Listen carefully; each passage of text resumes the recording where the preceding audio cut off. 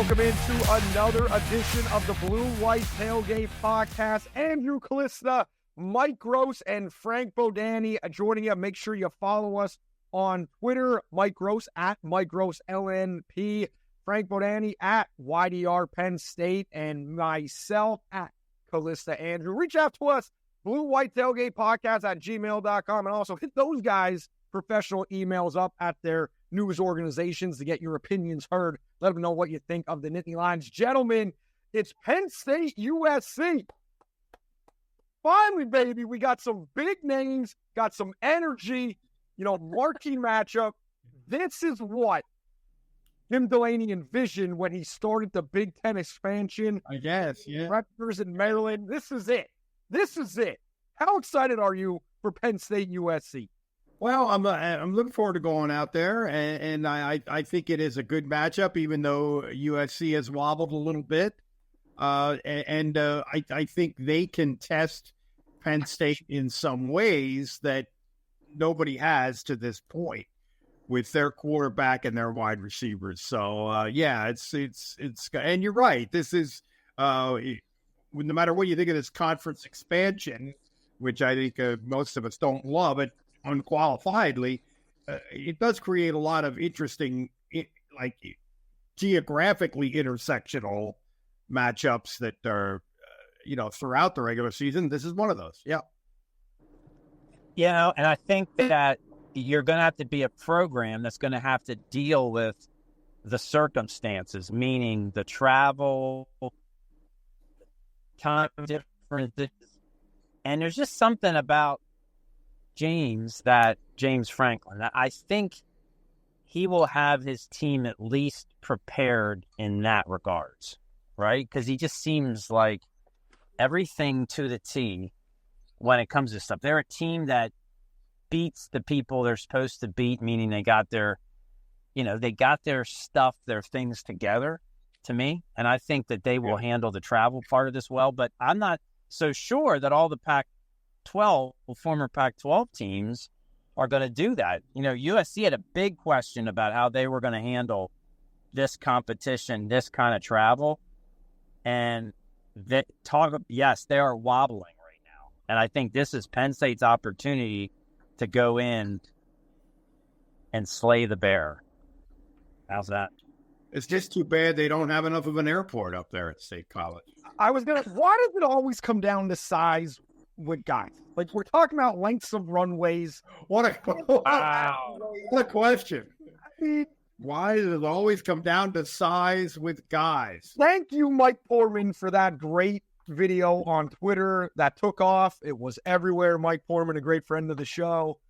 That was awesome. That was awesome. And we're about to welcome in another great friend of the show as soon as he's ready. I want to tease everybody here a little bit. It is the great Steve Jones, Penn State play-by-play man and the voice. As soon as Steve is ready, we're adding him into the show. I love him. There he is. Guys. How are you? Hi, Mike. Hi, Andrew. Coming in hot, fresh off the coach's show. And Mr. Jones, Professor Jones, as we should call him, because, he's an expert on everything Nittany Lions. We're talking about Penn State handling the travel and how James is gonna be great at having the team prepared.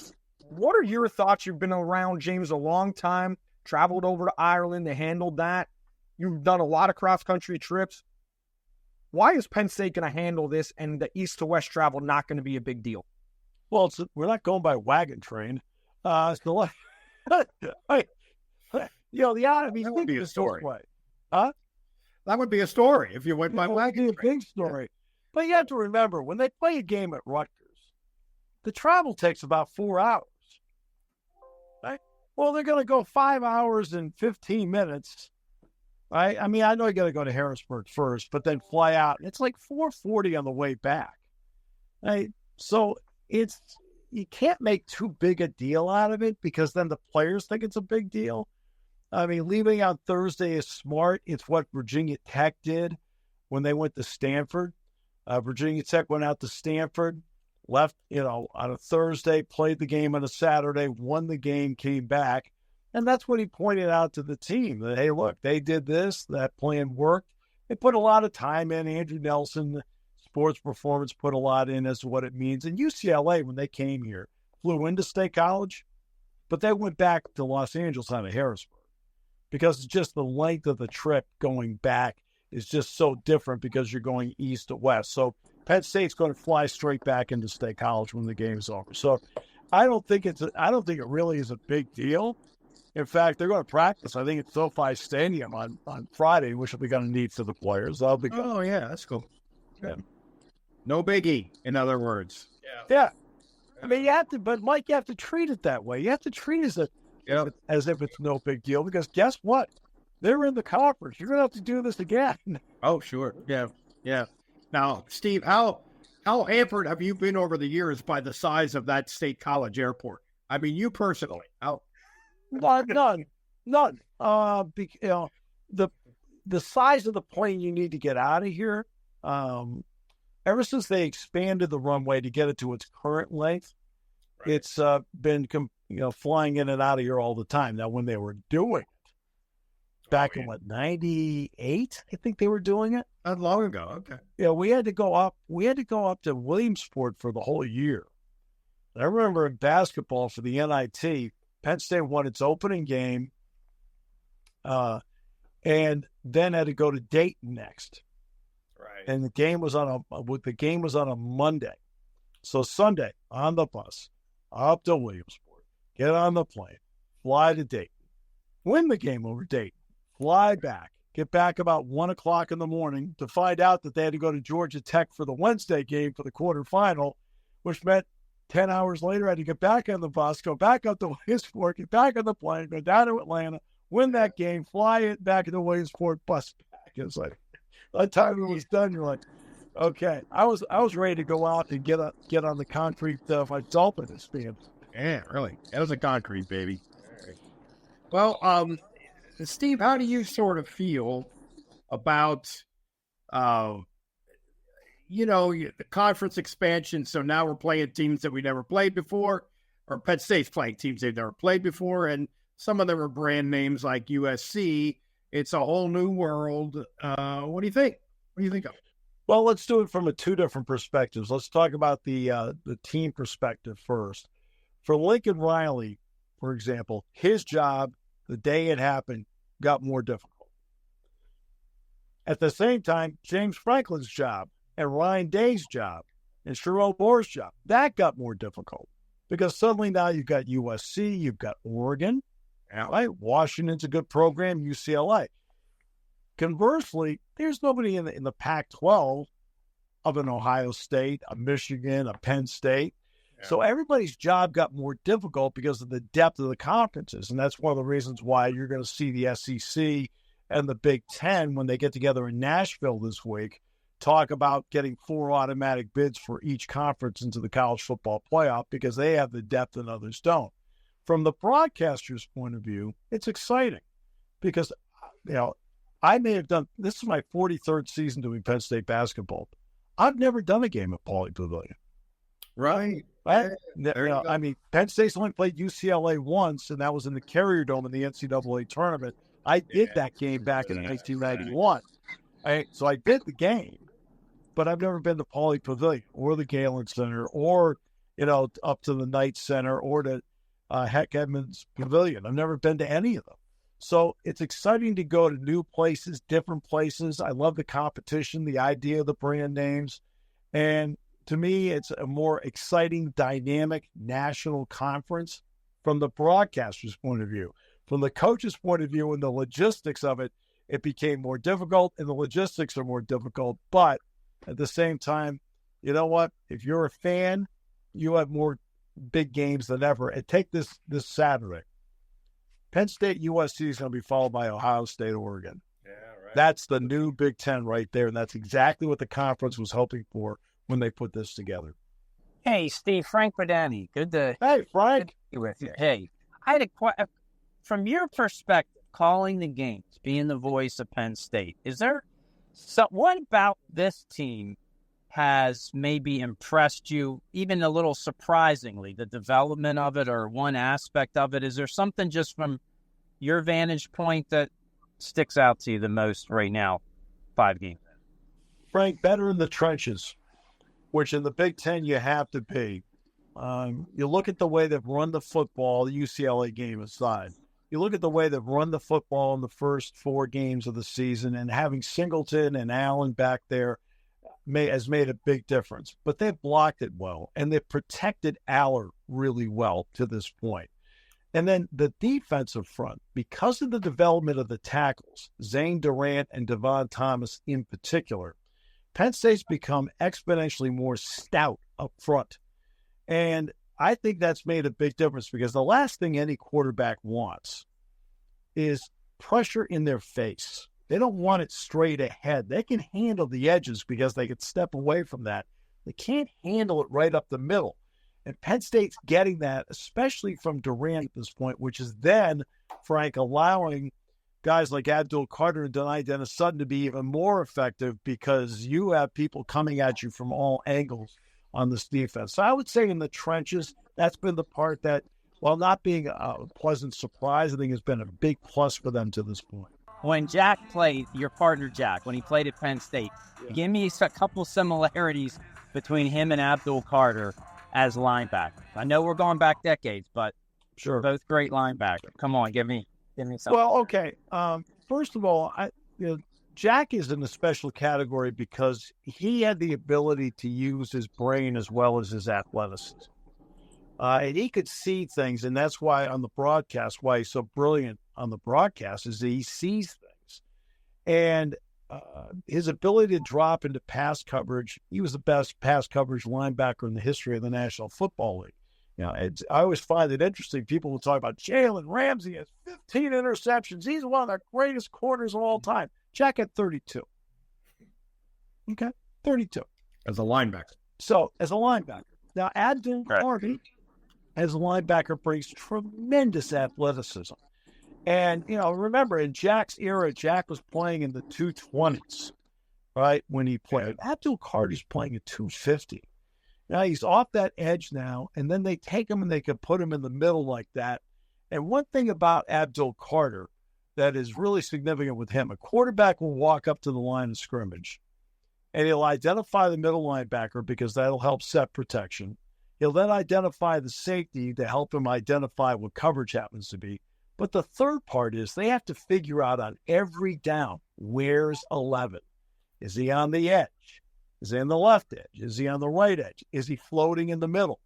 Are they going to bring him? Are they going to drop him back?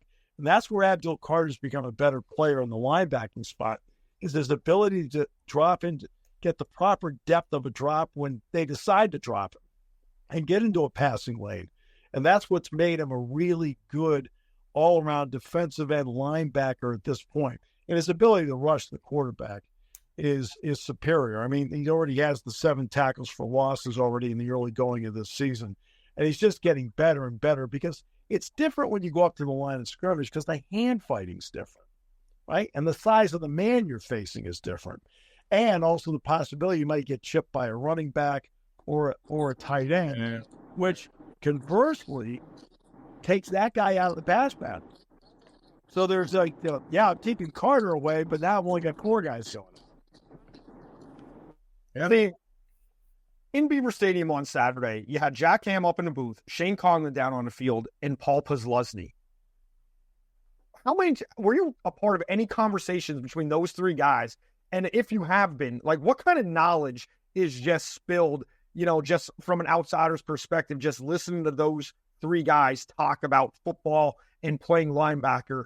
Because, those guys are multiple encyclopedias worth of knowledge at the position. One of the more important parts of this job is listening. Always has been. So in the broadcast with Jack, I always tell everybody one of the more important parts happens to be when I'm not speaking. I'm listening.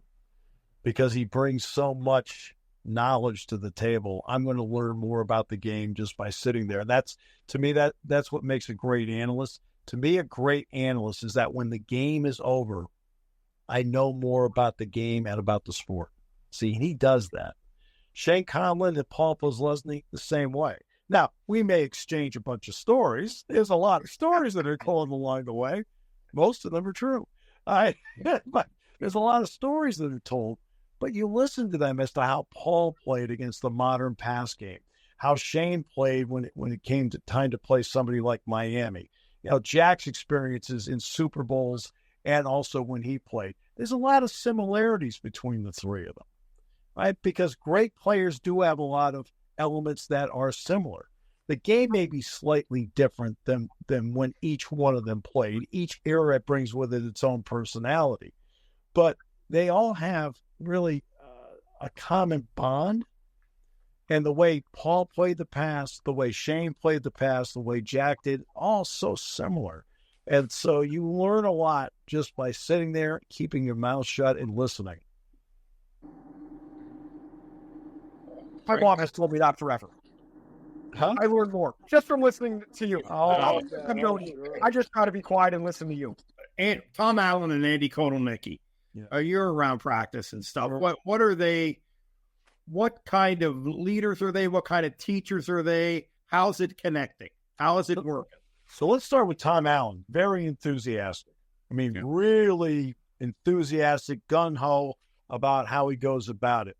And he deserves a lot of credit for what's happened here so far, because when you sit back and you look at how you devised the defense from day one, was KJ Winston was going to be out there and Jalen Reed was going to be the Lion. And suddenly after one game and a quarter of another game, you have to change the plan. And now you're using 5 defensive backs, sometimes 6. They're hoping DeJuan Lane develops. That way they can get Reed to that spot of being the Lion again, because you saw in the West Virginia game, he was made for that position. So to make that kind of adjustment, I think has been important. And Penn State's defensive numbers have been great so far this season. Tom went up into the booth. He told Jack and I he wasn't so sure. He's like, I'll try it. He likes it. He says, you know what? I can spread my papers out. I can make calls. I've got some peace and quiet around me, which really helps. And Dan Connor, and Tom's voice is pretty raspy anyway. Yeah, but Dan Connor, strong, crisp, clear voice. He can tell Dan what the deal is. Dan tells Kobe, and they go from there. Andy Kotelnicki has one of those fun personalities. Now, he'll get mad, right? The only guy that doesn't get mad is Frank. All right, so... Yeah, that's true. But he'll get mad about stuff once in a while. But you feel like you're watching the Mad Scientist. And what each one has been able to do is they've been able to look at their personnels and say, okay, what works? I'm not going to square peg round hole. This is what I believe in offense. We're going to run it. All right? No, he looked at, okay, Tyler Warren does this. Let's make that work. Trey Wallace does this. Amari Evans does this. Singleton and Allen do that. Our offensive linemen can do this, but may not be great at that, because part of it, the coach's job is to mask your deficiencies too along the way. And so he's fit what he wants to do based on the skill set of the players he has. And that's why it's worked. Because if you do the square peg round hole thing, then it ends up being bad for everybody. I'll never forget John Beilein at Michigan in basketball. John had a certain way that he played at Canisius and at West Virginia. The first year he went to Michigan, he played that exact same way. And he didn't even remotely have the personnel that could play the game. But he wanted to play that way because he wanted to recruit to it. So he basically threw away his first year there because he wanted to show that. And see, Andy and Tom haven't done that. They've adapted very well to the personnel they have. And that's what good coordinators do. Well, and that's why James went out, speaking of Andy Kotelnicki, isn't that, that's what he needed. That's what he wanted. And even though a lot of people maybe weren't familiar with Andy, that seemed to be the thing, his strength, maybe more than most, right? Yeah, because he did it at Buffalo. He did it at Kansas along the way. That's why I found it was so interesting. The first game was against West Virginia. Well, they know Andy really well, but he knows them, and it showed. Illinois, Kansas played them last year. Andy knew them really well. They knew him, but he's been able to dial up what he needs. They've been able to get big plays, which was missing from the Penn State offense last year after being a hallmark year after year. And you now have 4 different receivers on this team. Okay, Penn State has 4 100-yard receiving games from individuals this year, from 4 different guys. Think about that. It's not one guy has 3 and somebody else has 1. 4 different guys. Evans has 1, Clifford has 1, Ward has 1, Wallace has 1. That's interesting, the ability to spread the ball around. Plus, what's really helped with what Andy is doing is the development of Nick Singleton as a pass receiver. Yeah. Singleton in his freshman year is what I would refer to as a body catcher, right? Catch the ball. Your body, he's like your security blanket, right? That third arm that's there. Now you look at him, hands out in front. That's confidence. And he did a lot of work on the jugs machine. He did a lot of work with the wide receivers in the offseason to become a much better pass receiver. That's now given Andy Koltanicki that X factor that teams have to account for in every game. You just don't look at Singleton, okay, they're not going to hit the ball to him.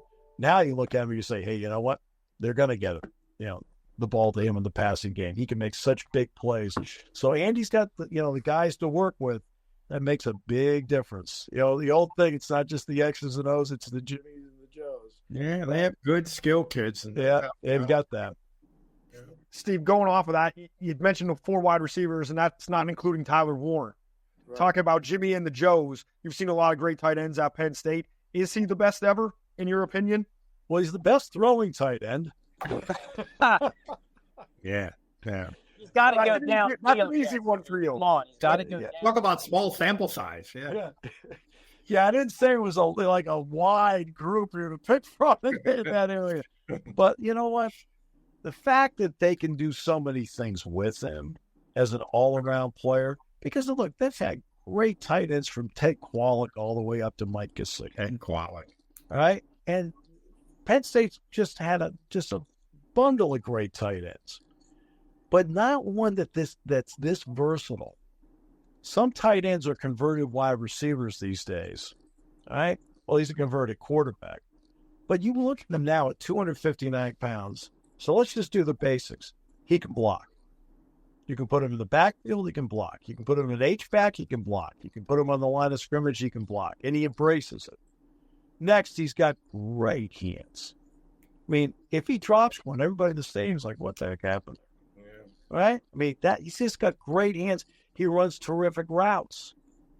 Then, if you want to do something with him, you can put him back at the quarterback spot. And you can run a play with him out of a wildcat. Or you can do what he did with Singleton, and you can throw the ball. I think he threw the ball one other time, too, in his career. But, because of that versatility, it allows the mad scientist part of the offensive coordinator to come up with something because he can be creative because of everything that Warren brings to the table. Steve, have you ever seen a tight end run the wildcat before in your announcement? No, Okay. I have not seen a tight end run the wildcat before. No, I've seen tight ends used on reverses or jet sweeps, but not lining up in the wildcat and going from there. Have not seen that. And let's face it, with the stuff they've done in the first 5 games, imagine how much time defensive coordinators are taking on the opposing.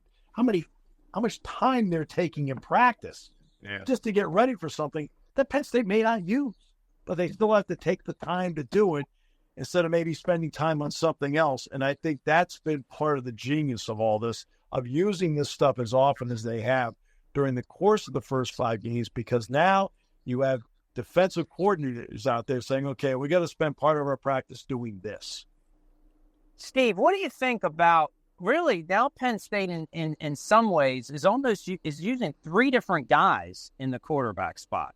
Right. You have Bo, Tyler Warren once in a while, and of course Drew. How do you think that's gone? And do you see this maybe going the same way, or do you see this developing? I mean, it's an interesting, because Drew's not out there every snap at quarterback. Well, first of all, it means the play-by-play guy has to be very alert.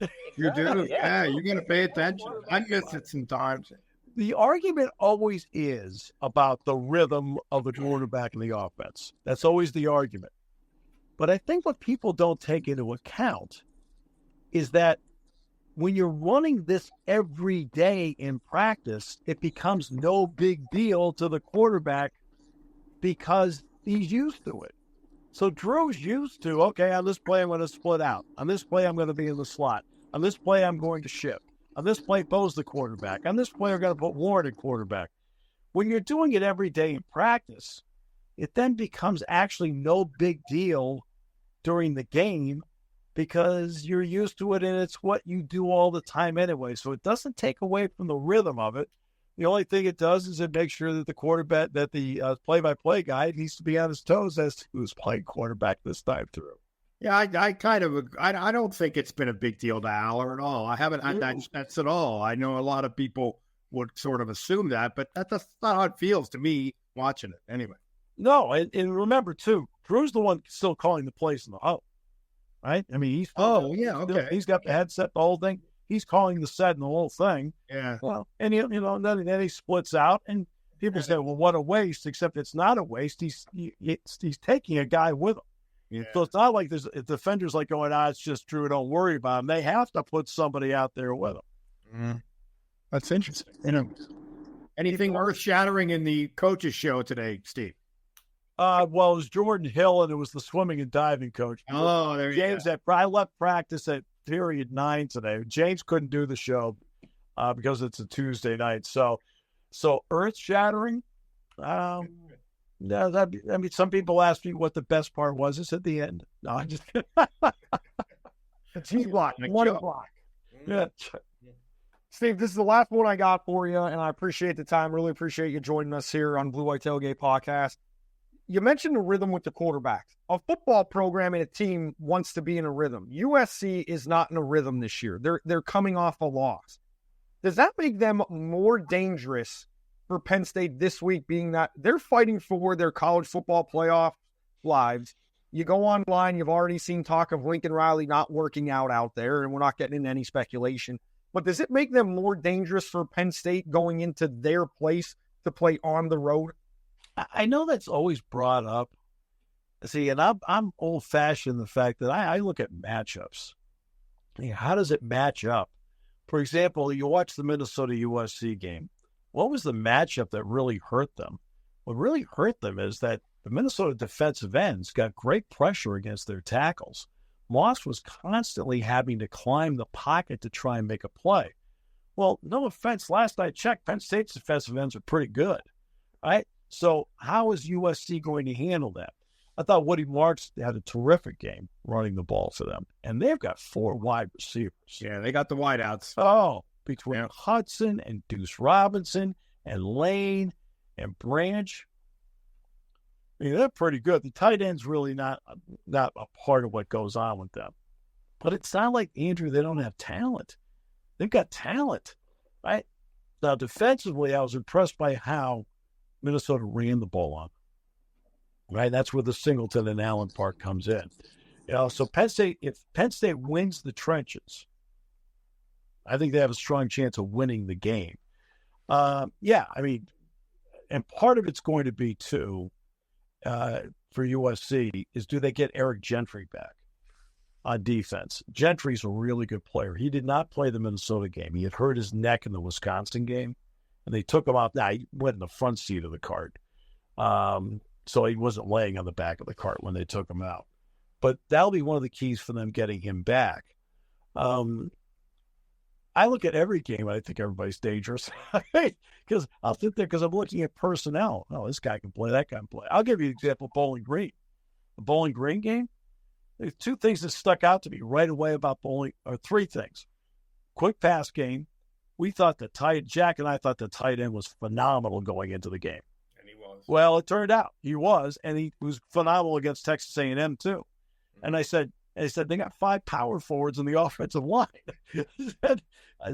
So that's how I look at it. I mean, the psychology of it. I know that they're coming off a loss.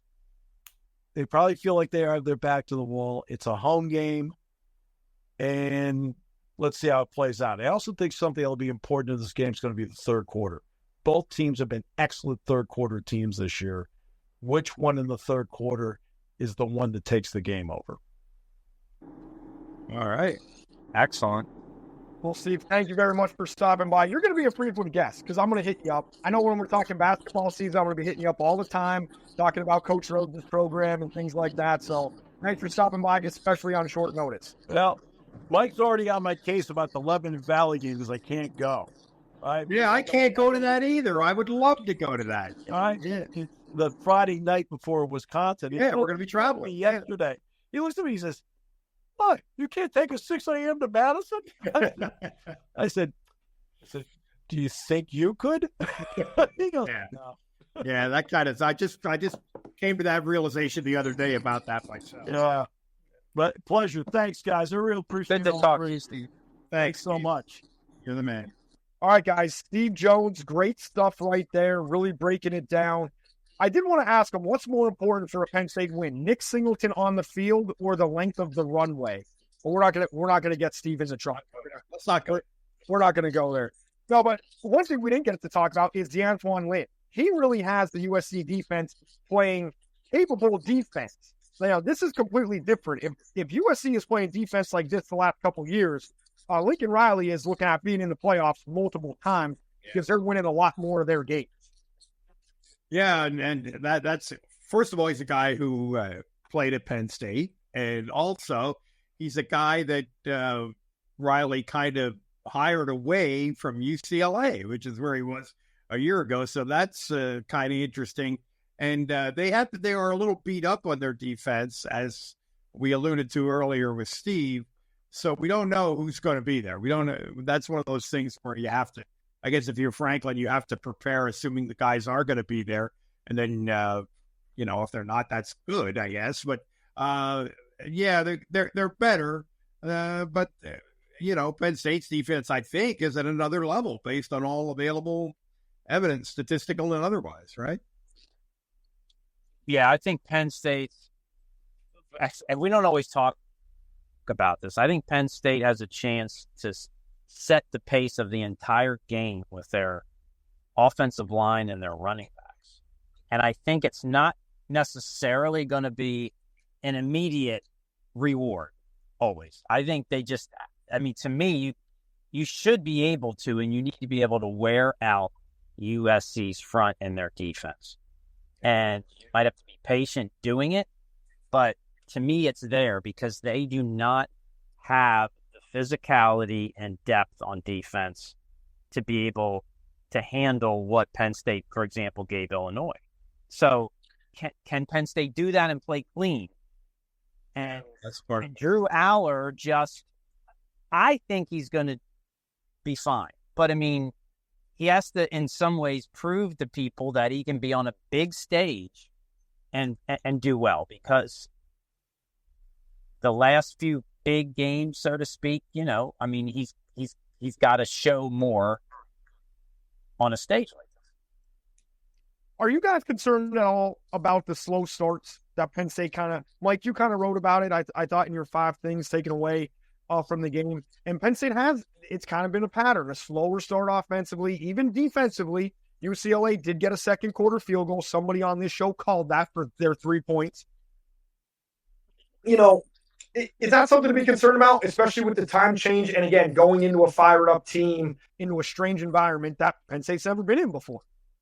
Well, I think it is, sure. I mean, again, and Franklin has really talked about this the last couple of weeks. It's the first time I ever really heard him talk about this, but that's the point in the game where that's the most scripted, and they should have their first couple series. They know exactly what they want to do, and to have it, not be effective is sort of a real concern. And you always think, well, as the opponents get better, the margin for error is smaller. Obviously it's a real concern. I'm not sure if it's a real thing. I think sometimes teams go through stretches where they have penalties. Teams go through stretches where they have a certain part of the game where they struggle, and it really doesn't. It's almost just a coincidence. I don't think it's entirely a coincidence, but I'm not sure it isn't partly a coincidence. Well, offensively, I think this team is still growing, and I think that for example, having Nick not available last week, that didn't kind of help the flow, I think. No. But I think really, you saw, for example, so Liam Clifford suddenly to people looks like, wow, that guy might be a pretty good receiver. Well, it didn't obviously just happen in 1 week. I think he's been probably pretty good in practice and building to this, but he's an example of, to me, one of their parts of their offense that's getting there. And they've had Amari Evans be another part that's getting there. And I think Drew's the guy that in his own right is getting there. And he's the one shepherding this. And I think that partly it's a little bit of a growth of a growth issue that they're working through by winning. And I think that I'm okay with it as long as you keep seeing the overall growth with it. So I'm not concerned about that if they rely on their plan, so to speak, this week, dominating physical. Yeah, I think that's probably right. As you said a bit ago, Frank, it's probably going to be a very similar approach to Illinois a couple of weeks ago. I think it's going to be, think about when they beat Iowa 31-0 last year. That was really an example of how they want to go about this. Now, obviously, Iowa is not in the same solar system as an offense with USC, and USC is going to be able to stretch them, I think, in the passing game because, as Steve said, their receivers are very good. Rockley's a very good coach of that part of the game, and I like their quarterback. I think their quarterback is very good. So that's the big test that USC kind of provides. But as far as the way Penn State wants to play, that's sort of the model. Win in the trenches and wear them out. You're a segue machine. Just to jump in here, you're a segue machine because I wanted to ask you guys.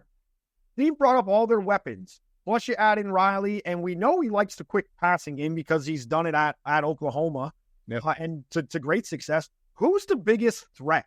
They got Zachariah Branch. They got Jacoby Lane, who is phenomenal. Woody Marks coming off the big game as well. Branch is the guy who's a threat in the return game as well, right? So that gives them a little bit of another dimension. But I think all of their receivers, I think all four of their receivers are pretty good. I'm not super conversant on their personnel. Frank, what do you think about their wideouts? Well, I think they're gonna get theirs. It's how do they get theirs? Penn State is gonna give up passing yards. So that's just the reality of it, right? But keep guys in front of you, tackle well, and I think from the beginning, Abdul Carter is a key because you've got to make Miller Moss uncomfortable.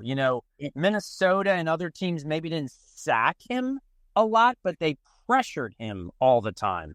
And I think that's what Penn State needs to do. I think Abdul Carter is at the point now where you see him performing on multiple layers and you see him spying the quarterback at times and you see him dropping into coverage. And I think he's such an important piece from the beginning because you have to try to keep Miller Moss and the pass game off kilter at least a bit from the beginning, right? They're going to get their yards, but you don't let them have the big plays. You don't let them just zoom down the field 2 times in a row, because if you can control them early, feel them out, keep them restrained to a bit, keep them uncomfortable, then I think as the game wears on, Penn State's pressure can do its deal. Are you guys salivating at this matchup? Because you guys both love the secondary. I think everybody loved the secondary coming into the season. Maybe a little bit concerning after Bowling Green. But you look at their wide receivers, and then you look at Kimber, A.J. Harris, Cam Miller, in these possible matchups that are going to be out there on the field at the Coliseum. The Coliseum, their receivers, Penn State's D-backs, the Coliseum seems like a perfect setting. Nobody fighting to the death like they did in Rome. But college playoff, it's just similar consequences here. Yeah, absolutely. Similar consequences. What? Similar stakes. Similar stakes on the line. Yeah, I think that's the key to it. I don't think anybody, what Bowling Green did, which is a quarterback gets the ball, gets rid of it in 2 seconds, on a quick slant or underneath stuff. There's going to have to be some of that from USC, but I don't think they can win that way. I think they're going to have to push it down the field sometimes. You know, as talented as I think Penn State's secondary is, just from a coverage standpoint, I think there's a missing element there that we have not seen. I don't mean a missing element. I mean a question mark still a little bit about that we have not seen them really be tested by what they're going to see on Saturday. Right. That's why you cannot let Miller Moss stand back there. And look, my pass rush is a huge element. It's a huge element. You're right, Frank. No question. And I think I think Tom Allen's going to come at it in different ways. I mean, you know, coming at from the maybe corner blitzes, sending linebackers, you know, having maybe Abdul Carter is all over the place and he's spying and he's, you know, I mean, they're going to have to mix it up. I mean, they got to make sure.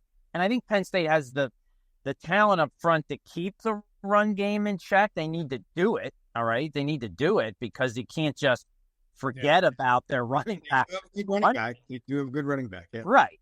But, and it's going to be, it's going to be taking advantage, you know, the time Miller Moss goes back and is not throwing it in 1.8 seconds, you got to be able at that point to disrupt him.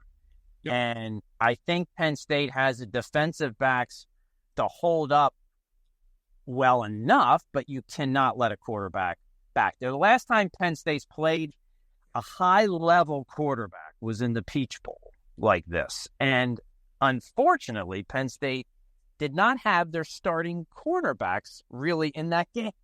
And that did not go real well, but this is different. So, you know, I really think because of being the advantages they have up front, it's about can Penn State actually take advantage of their advantages? You know, they have them there, right? They have them there. Can they go out there and actually execute and take advantage of their opportunities? I mean, this is what this is about because they should win this game, but they have to prove it to people. They got to be able to beat somebody that is on an equal talent level to them in a key place at a key time to show that they deserve to be in the top 5. They should be able to leverage their strengths, and they should be able to leverage the things they do best.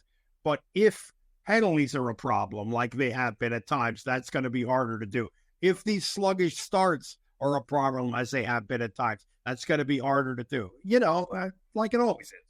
This is a huge game. Yeah. They might be unranked, but this is a huge game for Penn State. I think this is a huge game for perception of the program nationally going forward, especially in as we get, you know, to the initial 12-team college football playoff.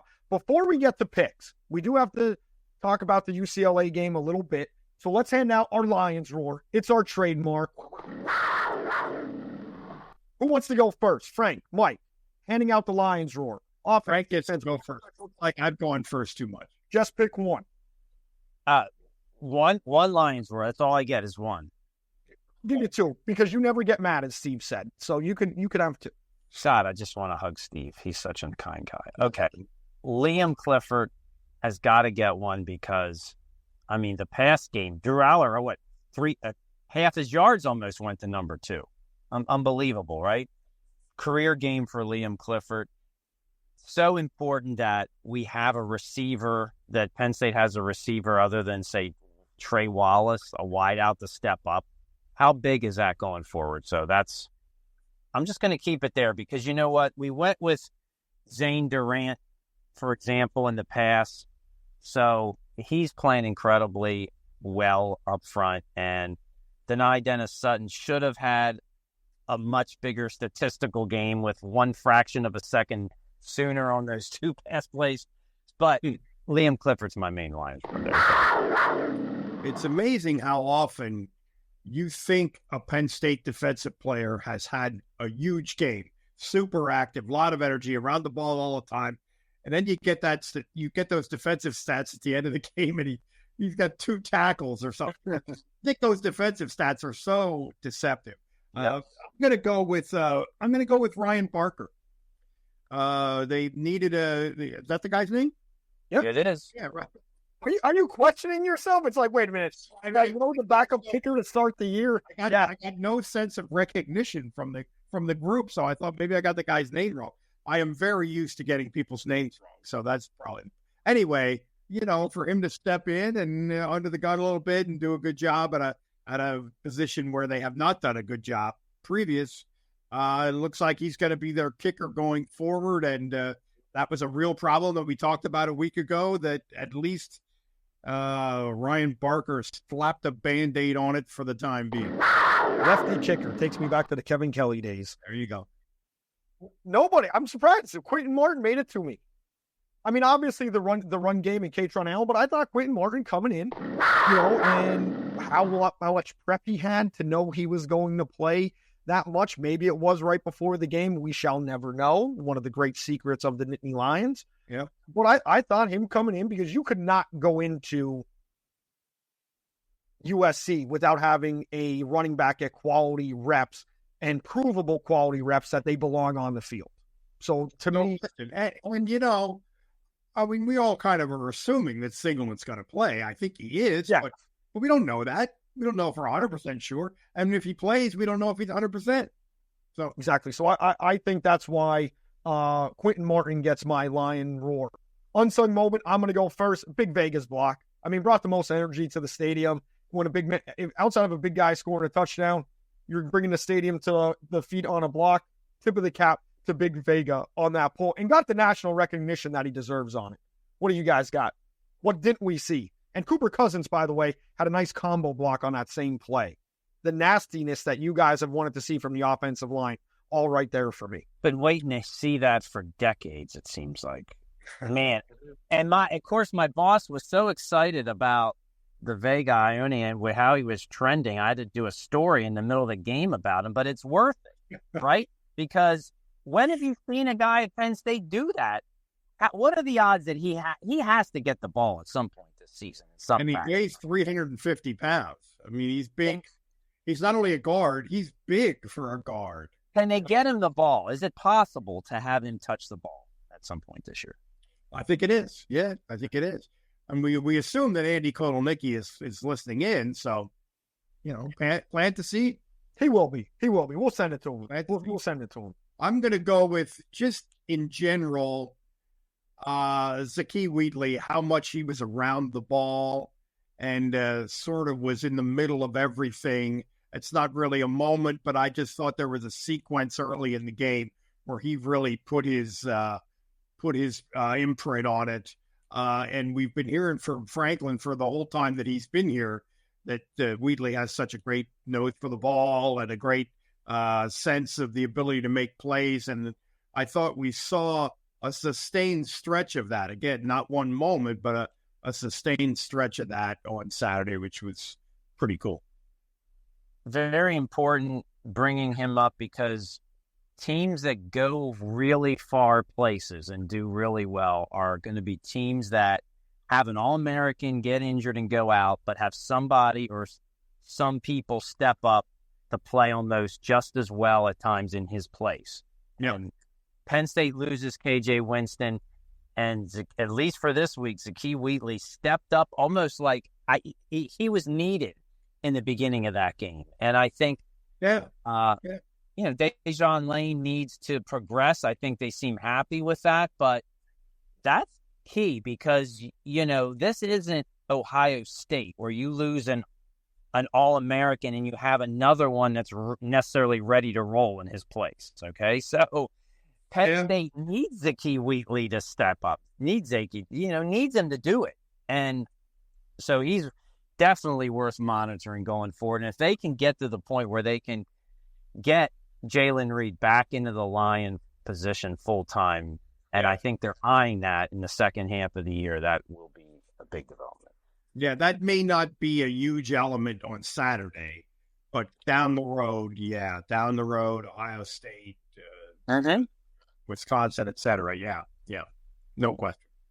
All right, before we get to picks, Penn State number 4 on the road at unranked, but receiving votes, USC. Why not Make our 1994 flashback as we celebrate 30 years of the undefeated Nittany Lion season. Enjoy Keith Jackson and some calls from the PSU 38-14 win over the Trojans at Beaver Stadium. So this is an image game, very attractive intersectional matchup between two great programs, great legends, all that. Now that defensive unit, and here comes Carter around the corner. Great speed, headed for touchdown. Gary Collins now, big break in the game, and Penn State trying to cash it in with a big play. It is caught. Touchdown, Freddie Scott. Penn State dominates the University of Southern California Trojans by a score of 38-14. Abdul Carter, huge day on a 32-yard sprint to set the tone. Trojan coach John Robinson called it an overwhelming defeat. I believe a group in Penn State at State College handed out a John Robinson crying towel before that game. I'll have to go through the archives to see if I could find one of those in my father's bin here. Best stat of the game, kickoff was 3:33. At 3:42 p.m., it was 14-zip Nittany Lion. So that is the segue into how we are going to pick this week's contest. Guys, I'll go first because I feel like I cheat all the time off of you guys. I had this game as a loss to start the year just because of weird things happening, the travel, all of that. James kind of alluded to it when he brought up the airport runway size. I'm worried about this game. I've been biting my nails. I want to say Penn State should win 31-17, going off of what Steve Jones said, the matchups. Abdul Carter, Denai Dennis Sutton, Zane Durant up front. I want to say that. I really do, and I truly believe that most likely is going to happen, a 31-17 Penn State win.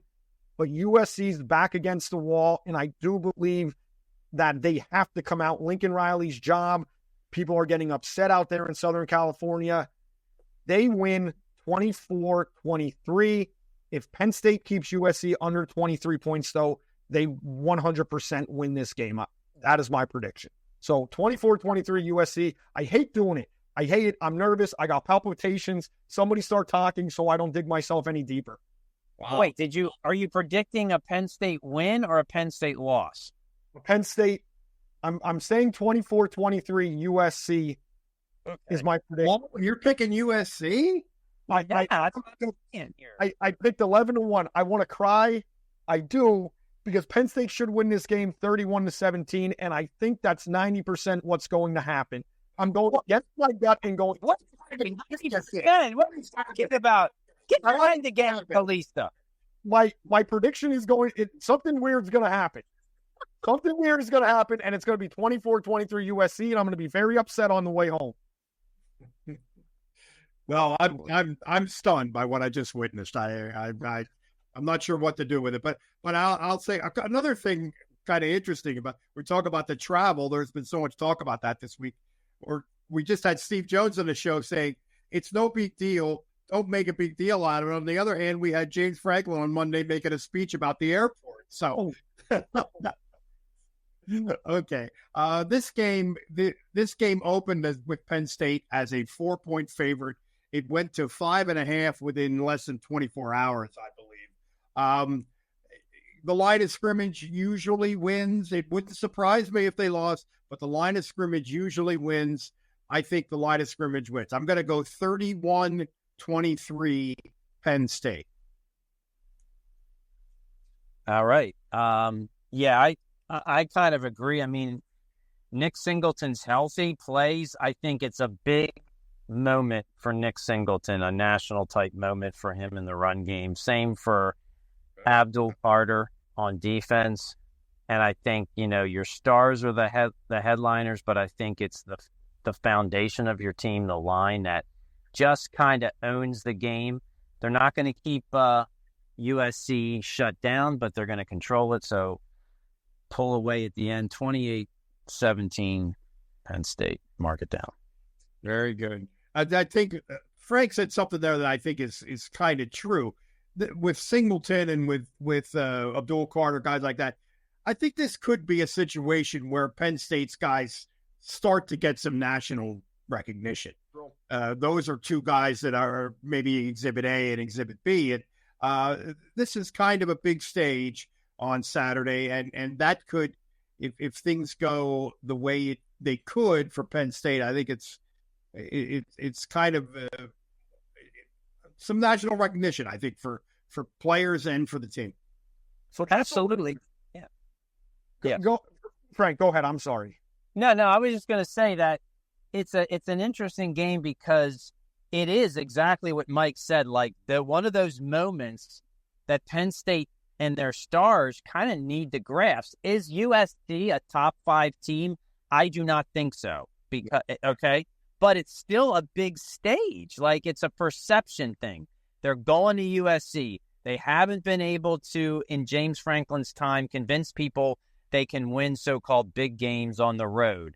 They're in the top 5. It's their first big. It's all that stuff around it. Really, bottom line is they should win this game, but it's a big moment. And I think the country's kind of undersold some of Penn State's players, and I think you're exactly right. I think this is the moment to step up.